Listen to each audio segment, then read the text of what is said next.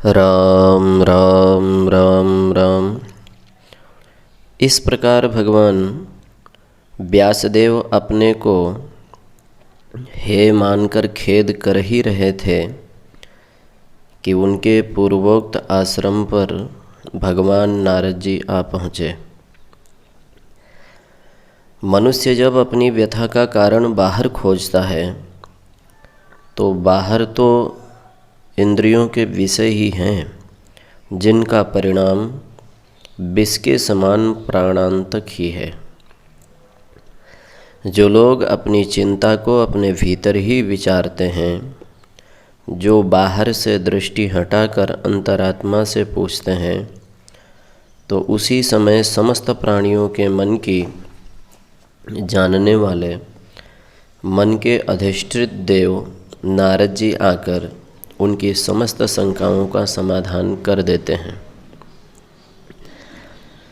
व्यास जी सरस्वती के किनारे केलाओं की कुंज से आवृत अपने स्थान में चिंतामग्न बैठे थे। शिष्यों ने प्रातःकालीन अग्निहोत्र समिधादान विधिवत संपन्न किया था। आश्रम की गायें धोकर वन में चरने को छोड़ दी गई थी। शिष्यगण सस्वर ब्रह्म घोष कर रहे थे, किंतु व्यास जी के मन में वही एक चिंता लगी हुई थी। सहसा क्या देखते हैं कि उनके कानों में तंत्री की सुमधुर झनकार सुनाई दी। साथ ही प्राणों को प्रसन्नता प्रदान करने वाले श्री हरि के सुमधुर नामों का संकीर्तन भी सुनाई दिया। दृष्टि उठाकर देखते हैं तो सामने मुस्कुराते हुए भगवान नारद जी खड़े हैं। मानो वे नूतन जलधर मेघ के समान इंद्रधनुष और विद्युत के सहित आकाश में प्रेमवारी बरसाते हुए व्यास जी पर कृपा करने को साकार शरीर से उतर आए हों। अपने सामने देवर्षि नारद को स्वर ब्रह्ममयी वीणा को बजाते देखकर व्यास जी बड़ी शीघ्रता से संभ्रम के साथ सहसा उठ खड़े हुए। उन्होंने श्रद्धा सहित देवर्षि का स्वागत किया। सुंदर सुखप्रद आसन पर उन्हें बिठाया। शिष्यों से शीघ्र ही अर्घ का सामान लाने को कहा। सुगंधित गरम जल से देवर्षि के पाद प्रक्षालन किए। दूध, दही, शहद, अक्षत, सफ़ेद तिल, कुश, दुर्वा, पुष्प, चंदन मिश्रित जल से उन्होंने भक्ति सहित अर्घ दिया। सरस्वती जल से आचमन कराया। मंत्र स्नान करके उन्होंने बलकल वस्त्र अपने हाथ का बना यज्ञोपवीत अर्पण किया। अंगों में सुगंधित चंदन लगाया। बदरी वन में ही उत्पन्न होने वाली सुगंधित धूप लगाकर सामने रखी। घृत का दीपक दिखाया। अच्छे सुंदर सुस्वादु कंदमूल फल ऋषि के आगे भेंट किए। आरती की और दोनों हाथों की पुष्पांजलि बांधकर पुष्पांजलि ऋषि के चरणों में अर्पण की। नाना स्तोत्रों से उनकी स्तुति की। व्यास जी की हुई शास्त्रोक्त पूजा को नारद जी ने शास्त्रीय विधि से ही स्वीकार किया। पूजा के अनंतर परस्पर में कुशल प्रश्न हुआ। नारद जी ने व्यास जी के आश्रम के वृक्षों की, शिष्यों की, गौओं की, अग्नि की और समीपस्थ मुनियों की उनके शरीर की कुशल पूछी। उत्तर में भगवान व्यास ने सबकी कुशल बताई और मुनि से इस प्रकार नम्रता के साथ कहने लगे, प्रभु, आज आपने अपने देव दुर्लभ दर्शनों से मुझे कृतार्थ बना दिया। आज मैं धन्य हुआ। मेरी तपस्या सफल हुई। मेरा वेदाध्ययन, गुरुओं और अग्नि की सेवा सार्थक हुई। जो भगवान ने स्वयं कृपा करके इस आश्रम का अपनी पद धूलि से पावन किया। दीनबंधो, मैं अब यह जानना चाहता हूँ कि इस समय भगवान का शुभागमन कहाँ से हुआ है। नारद जी ने प्रसन्नता प्रकट करते हुए कहा, हे मुनि श्रेष्ठ, मैं ब्रह्मलोक से इंद्रलोक होता हुआ वरुण लोक में गया था। वहाँ से श्वेतद्वीप चला गया। वहीं से मेरी इच्छा श्री नर नारायण दर्शन की हुई, इसलिए बद्रीश के दर्शन करता हुआ मैं तुम्हें देखने यहाँ चला आया। मैं जिस लोक में भी गया सर्वत्र तुम्हारी प्रशंसा सुनी। ब्रह्मा जी कह रहे थे कि व्यास जी ने महाभारत की रचना करके एक अद्भुत कार्य किया। देवलोक में भी तुम्हारी महाभारत की ही चर्चा थी। गंधर्व और विद्याधरों के तो छोटे छोटे बच्चों ने भी उसकी कथाएं रट ली है। इस प्रकार तुम्हारी कृति का सर्वत्र आदर देखकर मेरे रोम रोम खिल उठे। मैं तुम्हें बधाई देने को ही आया था, किंतु यहाँ आकर दूसरी बात देख रहा हूँ। मुझे प्रतीत होता है तुम्हारा मन स्वस्थ नहीं है, चित्त में कोई चिंता व्याप्त है, अंतरात्मा किसी कमी का अनुभव कर रही है। मुख तो मानसिक विचारों का दर्पण है, मन में जैसे विचार उठेंगे वैसे ही भाव मुख पर व्याप्त हो जाएंगे। मैं देख रहा हूँ तुम्हारा मुख मलान हो रहा है, चित्त में चंचलता प्रतीत हो रही है। इसका क्या कारण है, इसे तुम मुझे बताओ। व्यास जी ने कहा, भगवान जो कह रहे हैं सत्य ही है, इसका कारण स्वयं मुझे पता नहीं। नारद जी ने कहा, देखो, मनुष्य अपने अकृतार्थ दो ही कारणों से समझता है। या तो वो अपने कर्तव्य से च्युत हो जाए, या उसके द्वारा कोई परोपकार का कार्य ना हो सका हो। तुम्हारे संबंध में ये दोनों ही बातें नहीं हैं। तुम अपने कर्तव्य कर्मों का यथावत पालन करते हो, परोपकार करना तो आपके जीवन का व्रत ही है। आपने वेदों का व्यास किया, पुराणों की रचना की और वेदों के ही समान पंचम वेद महाभारत की रचना की। उसका सभी ने आदर किया, सभी ने प्रशंसा की। आपकी कीर्ति ब्रह्मांड में व्याप्त हो रही है। उसे बनाकर भी आप इतने चिंतित क्यों हो रहे हैं? आप अपने मन की बात मुझसे कहें। आप जैसे ज्ञानी पुरुषों को ऐसी चिंता शोभा नहीं देती। आप तो ब्रह्मवेत्ता, ब्रह्म तत्व के वक्ता और व्याख्याता हैं। आपके द्वारा दूसरों की चिंताएं दूर होती हैं।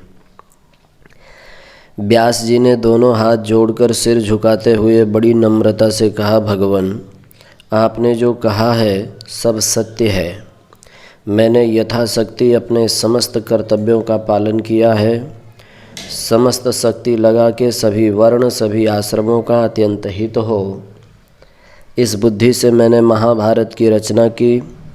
मैंने सोचा इसे रचकर मेरी जिज्ञासाएं जाती रहेंगी, मैं कृतार्थ हो जाऊंगा। किंतु प्रभु, आपसे क्या छिपाना, महाभारत को रचकर भी सुख शांति नहीं मिली। मन में एक खटक बनी ही रही। किसी कमी का अनुभव मैं अब भी कर रहा हूँ। मन बार बार कहता है अभी कुछ शेष है, कुछ तुमसे छूट गया है। सो प्रभु, आप ही बतावें, मुझसे क्या छूट गया है? किस कारण मेरा मन प्रसन्नता प्राप्त नहीं कर रहा है?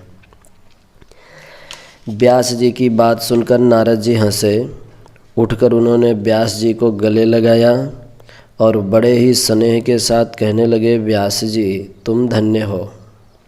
सचमुच आप भगवान के अवतार हो, यह बात तुम्हारे ही अनुरूप है। साधारण लोग तो अपने अंतःकरण की वाणी को दबाने की चेष्टा करते हैं। जहाँ लोगों ने उनकी तनिक सी भी प्रशंसा की कि वे अपने आप को भूल जाते हैं, अपने को सर्वश्रेष्ठ समझने लगते हैं। इसी भाव से उनकी उन्नति रुक जाती है, फिर वे आगे बढ़ नहीं सकते। जो अपने अंतःकरण के वाणी को बार बार सुनकर उस कमी को पूरा करने का प्रयत्न करते हैं, संसार में वे ही महापुरुष प्रातः स्मरणीय होते हैं। आप उन्हीं में से हैं। आपकी कमी का मुझे पता है। हाथ जोड़े हुए व्यास जी ने कहा, महाराज जी, आपसे भला क्या छिपा है।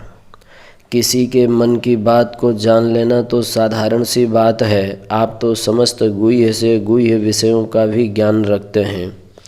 गूंगे की भाषा को या तो गूंगे ही समझते हैं या उसके समीप रहने वाले ही समझ पाते हैं। उन परात्पर प्रभु की भाषा मौन है, उसके द्वारा ही वे सब प्रकट करते हैं और मननशील मौनी मुनि ही उनकी बातें समझते हैं। बैखरी बाणी बोलने वाले व्यक्ति उन विश्वेश्वर की बात भला कैसे समझ सकते हैं।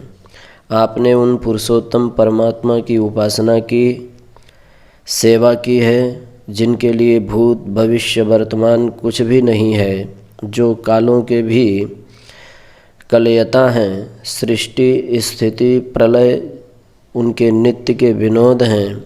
उनकी भक्ति पूजा करने वाले को कौन सी बात दुर्विज्ञेय हो सकती है। मेरी जैसी स्थिति है आपके सम्मुख है, आपसे कुछ दुराव तो है नहीं। दुराव करें भी तो आपसे हो नहीं सकता, क्योंकि आप तो प्राणवायु के समान सभी के भीतर बाहर समान रूप से विराजते हैं। सभी के अंतःकरण की बातें जानते हैं। आपकी लोकों में समान गति है। बैकुंठ से लेकर रसातल तक सभी में आप स्वेच्छा से विचरते हैं। सूर्य के समान, अग्नि वायु जल आदि पंचभूतों के समान ब्रह्मांड में सर्वत्र आपकी अव्याहत गति है। हे भगवान, आप मेरे इस कांटे को निकाल दीजिए। आप कृपा करके बता दें कि मुझ में कौन सी त्रुटि है। आपने शिष्टाचार के नाते मेरी बड़ी प्रशंसा की है कि तुम योग समाधि के द्वारा ब्रह्म का ज्ञान रखते हो। स्वाध्याय व्रत नियम अग्नि और गुरु शुश्रूषा द्वारा शब्द ब्रह्म का भी मर्म जानते हो। ये सब सत्य होने पर भी मन में शांति नहीं है। वह आपके उपदेश से ही प्राप्त हो सकती है। सो हे सर्वज्ञ, जिस कार्य से मुझे शांति मिले उसे बताएं। जिस मार्ग से जाने पर मुझे परमानंद की प्राप्ति हो उसका उपदेश मुझे कीजिए, क्योंकि संसार में मुँह मीठी बात करने वाले, प्रशंसा करने वाले तो बहुत होते हैं। हितकारक सत्य और सुखप्रद उपदेश कोई अपने अत्यंत हितैषी ही करते हैं। आपसे बढ़कर मेरा हितैषी संसार में कौन होगा। नारद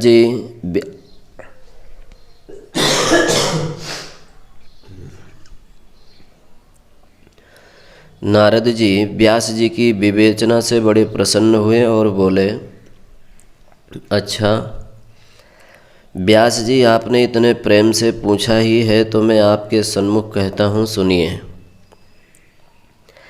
नारद जी को प्रसन्नतापूर्वक उत्तर देते देखकर भगवान व्यास के मन में अत्यंत ही प्रसन्नता हुई। वह बड़ी श्रद्धा भक्ति के साथ एकाग्र मन से नारद जी के मुख से निसृत उपदेश रूपी अमृत का अत्यंत पिपासु की भांति बड़ी उत्सुकता के साथ पान करने लगे।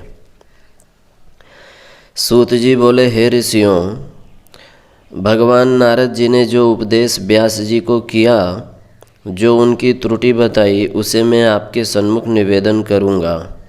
यही भगवत भक्तों का सार सिद्धांत है, जो इस लोक स्वर्गादि परलोक के सभी इंद्रियजन्य सुखों की इच्छा त्याग कर यहाँ तक कि इंद्रपद ब्रह्मपद और मोक्ष तक की लालसा नहीं रखते, उनके लिए ही ये उपदेश हितकारक होगा।